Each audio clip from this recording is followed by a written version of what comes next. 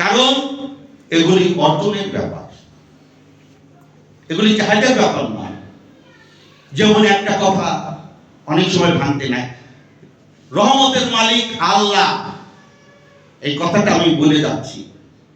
রহমত বাবা জাহাঙ্গীরকে দান করছে, রহমত বাবা বেদম শাহ দান করছেন। বাবা বেদম শাহ নর্থের দেহদারি নর্থের, বাবা বেদম শাহ নামের ভিতর যে গুণাবলী, এই গুণাবলীর ভিতর রহমত রয়ে গেছে। বাবা বেদম শাহ নামের ভিতর যে গুণাবলী, যেরকম বটের বিচি ভাঙলে দেখা যায় না, একটা পাওয়ারফুল গ্লাস দিয়ে দেখতে হয়, যখন ওই বীজটা রূপান্তর করা যায় তখন দেখা যায় বট গাছটা বিরাট আকার নিচ্ছে। তদ্রূপ বাবা বেদম মার্সিদের নামের যে রহমত গুণ, এখানে অনেক সাধু খলিফা যারা মুসিদে আছে অনেকে তার রহমত পেয়েছে। কারণ এখানে বাস্তবতা অনেক কিছু আছে। এখানে রাসেল নামে কোন সাধক আছে, সে কোথায়? স্টকের রোগী, 7 দিন বসেছিল, জিকির করতে পারে না। বসো, 7 দিন পর আমি একদিন নামি, মোহন বাবা বলার পর আমি নামিয়ে দেখি, তুমি বসা কেন? কাবিষ্ট রোগী, আমি জিকিরে টান দিলে মারা যাবো, চুপচাপ। একে নিয়ে আমার 2 দিন গবেষণা, 2 দিন ধ্যান করা লাগছে। করার পর 9 দিনের মাথায় বললাম, তুমি 10 মিনিট পর পর আধা ঘন্টা জিকির করবা, এই নামের জিকির, দেখি তুমি মারা যাও কিনা। 5 দিনের মাথায় এর সাথে আরেকজন বডিগার্ড দিলাম, যে জিকির করে কিনা। তার নামটা কি তোমরা জানো? রবিউল।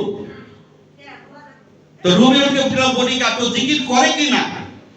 5 দিনের মাথায় রবিউল বলে, বাবা তো সুস্থ, আমাকে মারা জানে এখনো, ওনা স্ট্রোকের রোগী, ব্রেন স্ট্রোকের রোগী।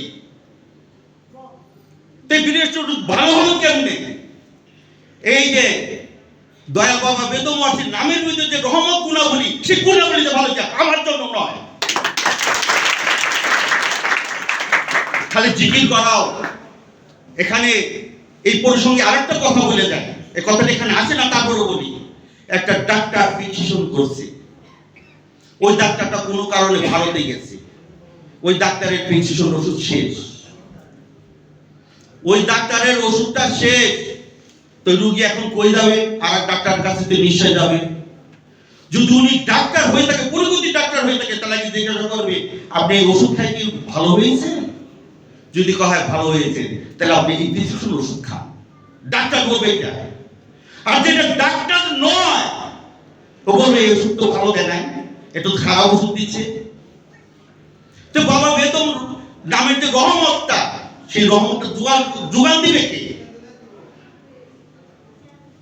মাস্টার না থাকলে কি ক্লাস বন্ধ যাবে? আর এক মাস্টার কি ক্লাস নিবে না? আমার কথা বুঝে নিও। একটা স্কুলে মাস্টার নাই, তাই বলে ক্লাসটা কি মার যাবে?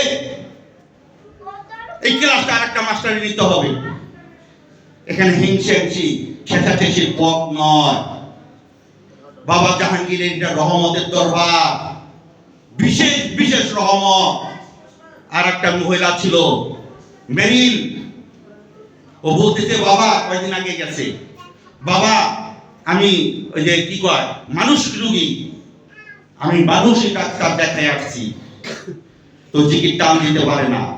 3-4 দিন পর আমি ডাক করলাম, এখানে কি করতে আসছো? ঘাস কাটতে আসছো? যাও, তোমার জিকির করতে হবে এভাবে। 2 দিন করার পর বলতেছে, বাবা আমার হয়তো মানসিক ডাক্তার আর দেখাইতে হবে না। এই রহমতগুলি কোথা থেকে আসে? এই নামের গুণ। কিন্তু এখানে সেই রেশাটিটি ঠেচাঠিটি। আমি তুমি বাবা মহেব বাবা একটা স্যারকে 30,000 টাকা বেতন দেয়, কোন ক্লাসে পড়ে আমি সাবজেক্টটার নামটা বলতে পারবো না। ওই অঙ্কটা যদি আমার বাড়ির কেউ জানতো, তাহলে তাকে কত টাকা দিত? তাহলে সব মাস্টার সব অঙ্ক জানে না, সব মাস্টার সব অঙ্ক জানে না।